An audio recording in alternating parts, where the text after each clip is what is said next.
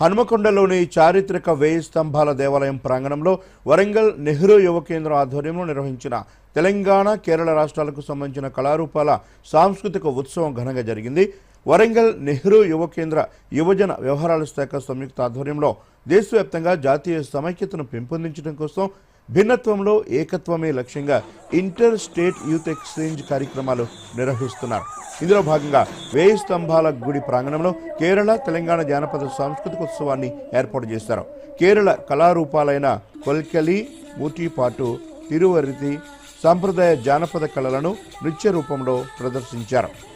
ఈ కళారూపాలు ఆహుతులను విశేషంగా ఆకట్టుకున్నాయి. అదేవిధంగా తెలంగాణ సంస్కృతి విశిష్టతను తెలియజేస్తూ యువతులు ప్రదర్శన ఇచ్చారు.